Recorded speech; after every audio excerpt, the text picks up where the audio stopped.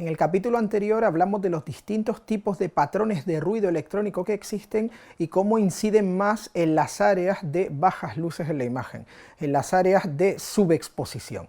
Pues bien, en este capítulo vamos a ver exactamente qué ocurre cuando trabajamos con altas luces y también qué estrategias básicas, muy elementales, se pueden utilizar para exponer correctamente según los propósitos de la narración. El control del margen adicional que hay para las situaciones con alta intensidad lumínica a la hora de rodar cualquier proyecto puede resultar a primera vista bastante complejo. En primer lugar, hay que recordar que durante la mayor parte de la historia del cine las películas se han rodado con emulsiones fotoquímicas, en concreto con película de negativo. La película de negativo tiene una gran capacidad para soportar sobreexposiciones de manera muy buena, muy significativa. Si tuviéramos que hacer una comparativa, la emulsión fotoquímica más cercana a los sistemas de captación digital sería a lo mejor un tipo de película reversible como la Ektachrome. Es decir, que ahí los ciclos de altas luces se queman muchísimo antes, no tiene, insisto, ese margen de sobreexposición tan pronunciado como el que tiene la película negativa. De cualquier manera, las emulsiones fotoquímicas y los sistemas de captación digital tienen sistemas de exposición y sistemas de control del color y de la saturación radicalmente distintos y por lo tanto no podemos hacer una comparación justa entre ellos. Ni que decir tiene que en la actualidad cualquier director de fotografía necesita conocer cómo se expone con sistemas de captación digital y conocer también las herramientas de medición de la exposición en esos sistemas es absolutamente básico. Por eso resulta esencial conocer bien las diferencias que hay entre la exposición en las altas luces con la película y la exposición con sistemas de captación digital. Los fotodiodos de un sensor tienen un ciclo máximo de acumulación, es decir, un ciclo durante el cual siguen recibiendo todos los fotones que entren. Pues bien, llegado a un punto máximo de saturación, no admiten más luz. A este punto máximo de saturación se le llama clipping en inglés. Cuando hay un fotodiodo que ha llegado a su punto máximo de saturación y sobre todo en el momento en que todavía mantienen el ciclo de acumulación, llega un fotón, rebota porque ya no puede entrar en ese fotodiodo y suele caer sobre los adyacentes. Cuando esto ocurre, lo que pasa es que se generan áreas en la imagen de sobreexposición que no se van a poder modificar ni en tamaño ni en color en la postproducción. Llegados a este punto es importante conocer el factor de relleno del sensor. El factor de relleno no es otra cosa que la relación que existe entre la potencia máxima real que es capaz de alcanzar un fotodiodo y la potencia máxima teórica que evidentemente no se puede alcanzar nunca. De este modo, si conocemos que el factor de relleno en un sensor es de más del 80%, sabemos que menos de un 20% de la superficie de cada píxel está dedicada a circuitería que se dedica a pasar la información que viene en forma de señal eléctrica al lenguaje binario para el procesador de turno. El cálculo de la potencia máxima real y del ruido resultante es determinante para saber cómo podemos trabajar con un sensor. Está directamente relacionado con el número de fotones que es capaz de recoger cada fotodiodo y también con la cantidad de información de color que se puede procesar a partir de ese número de fotodiodos. También está asociado al límite de resolución Nyquist del sensor. Cuanto menor sea el factor de relleno, más probabilidades habrá de que aparezca aliasing. En concreto, el aliasing espacial y el moiré ocurren por encima del límite Nyquist de los sensores. Por eso, en cinematografía digital es necesario, por narices, tener un filtro de paso bajo para evitar que surjan estos artefactos en la imagen. Mientras que en fotografía es perfectamente plausible corregir esto con programas de postproducción e impedir que bajemos la resolución en la imagen, esto no puede hacerse a 24, 25, 30, 50, 60, 100, 120 fotogramas por segundo.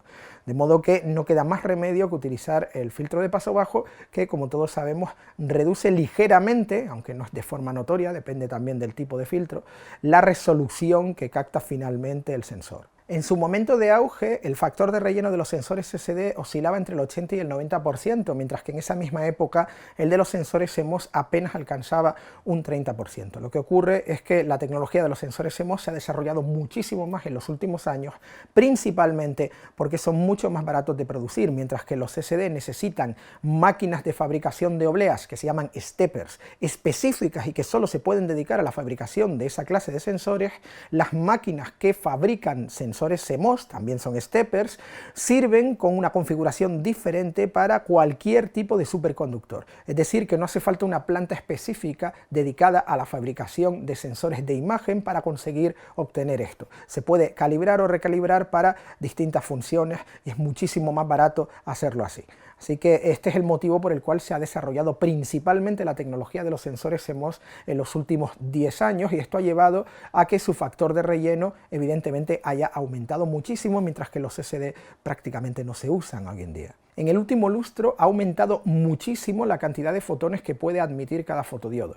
En aquel momento hablar de unos 10.000, ahora es muy normal que superen todos los 200.000, o sea, 200.000 fotones por fotodiodo. Esto es absolutamente esencial cuando se elabora una cartografía del sensor, cuando se hace un mapa del sensor, de los datos del sensor, para poder elaborar los valores de código necesarios para codificar la imagen. En la arquitectura de la mayoría de los sensores de captación digital actuales existe una capa de microlentes, una suerte de lupas que lo que hacen es aprovechar la máxima incidencia de luz posible y redirigirla única y exclusivamente a los fotodiodos, es decir, a la parte sensible de ese píxel, sin que se desperdicie luz en los intersticios que hay entre un fotodiodo y el otro, es decir, en esas partes en las cuales el factor de relleno no importa porque es donde está la circuitería. Las microlentes han hecho que aumente muchísimo ese factor de relleno del que venimos hablando. La sensibilidad y la clasificación ISO o ASA también son muy importantes en cualquier cámara. Ha llovido mucho desde los días en que se empezó a utilizar soporte fotoquímico de color. Los primeros sistemas, que eran tricrómicos, porque tenían 3 capas de Technicolor, tenían un valor de 5 ASA de sensibilidad. Esto, curiosamente, llevaba a que hubiera que poner arcos de carbón tan potentísimos en los platós y en los estudios que los pobres actores acababan siempre con conjuntivitis y queratitis crónica. Y cuando salían por la noche para acudir a algún estreno donde también había proyectores de arcos de carbono, llevaban las gafas de sol por la fotofobia tremenda que tenían. Como consecuencia de tener una sensibilidad tan baja, terminamos teniendo que soportar esta moda que ha durado toda la historia desde ese momento, de llevar gafas de sol por la noche sin ningún sentido, que en aquel momento, insisto, para los actores de Hollywood que la pusieron de moda, era una manera de protegerse los ojos, y hoy solo sirve para hacerse el interesante en las fotos del Tinder. Si bien es cierto que desde hace bastantes años las emulsiones fotoquímicas nos permiten trabajar con sensibilidades mucho mayores, la media es de 500 ASA, no se pueden comparar con las sensibilidades que se puede conseguir con cámaras de captación digital. Es verdad también que a veces los fabricantes dan un valor de ISO base en las cámaras de cinematografía digital que no se corresponde con el que nosotros consideraríamos idóneo para trabajar sin tener ruido notorio o notable en la imagen, pero lo que suelen tener en cuenta los fabricantes es una clasificación ISO media que permita que a partir del gris medio que establece la curva logarítmica recomendable tengas más o menos la misma cantidad de stops de sobreexposición y de subexposición con respecto a ese valor de gris medio de la curva logarítmica. Los sensores de silicio capturan información gracias a su capacidad para transformar la información lumínica, la luz, en energía eléctrica. A esto se le llama efecto fotoeléctrico. Los fotones incidentes incrementan la energía del entramado de silicio y lo hacen directamente extrayendo, al chocar contra los átomos de este entramado, desplazan a los electrones y generan una señal de carga eléctrica por medio de pares de huecos de electrones. Obviamente, el tamaño de los fotodiodos es fundamental para la sensibilidad de un sensor. Cuanto más grande es el tamaño del fotodiodo y, sobre todo, cuanto más espacio ocupa de la superficie total de cada píxel, mayor captación de luz, mayor señal eléctrica y menos ruido. También dependen de la eficiencia cuántica de la conversión fotoeléctrica. Tanto el diseño de los fotodiodos como las longitudes de onda de la luz influyen en esta eficiencia. Por ejemplo, cuando llega la luz a la parte no sensible de cada píxel, existe una pérdida por absorción. Pero hay determinadas longitudes de onda que producen reflexiones internas dentro del sensor, en cuyo caso estamos hablando de una pérdida por reflexión.